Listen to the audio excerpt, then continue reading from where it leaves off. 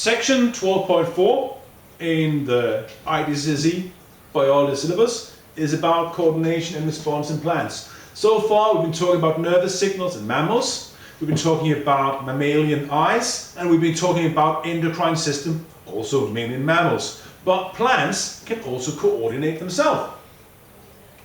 Plants respond to their environment, just in a different way than we do.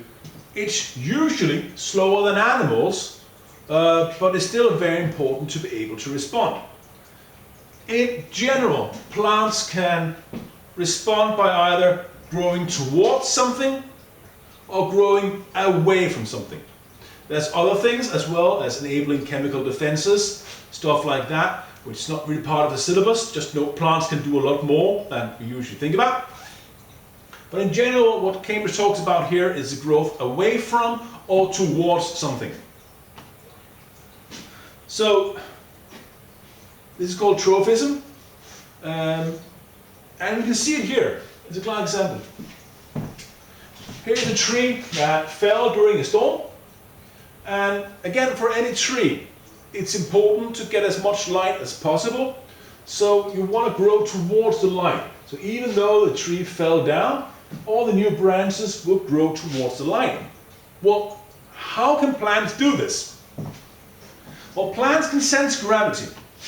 In plant cell there's a gravity sense, so that will make shoots always try to grow upwards, and in the other way it will make roots go down.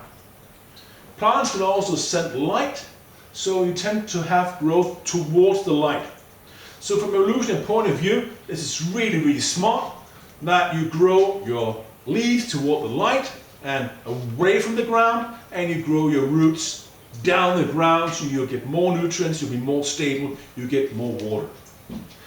Plants also have hormones, actually a lot of them, but in the book here we only cover auxin.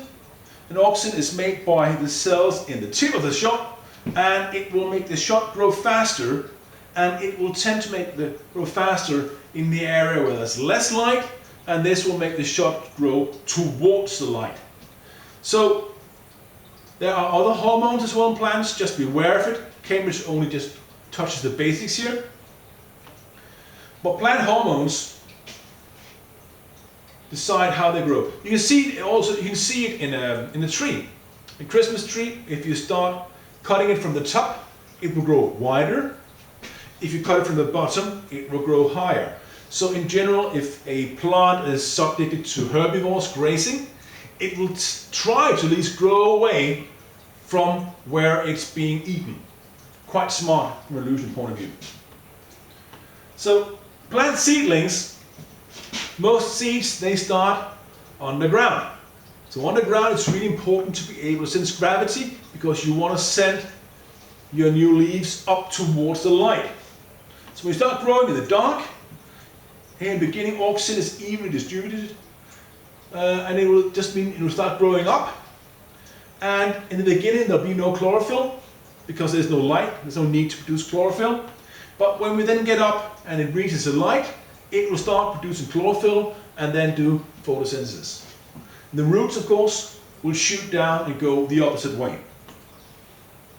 This here is used by humans as well in weed killers. Stuff as Roundup is a weed killer, where it actually uses artificial hormones and work the same way as auxin, and it can make the plant grow so fast that it will die. It's used in agriculture and in gardening somewhere, and we have a long debate about whether using chemicals for farming like this is a good idea or not, and we'll talk about that in the last 2 chapters when we talk about environmental impacts of humans. Thank you.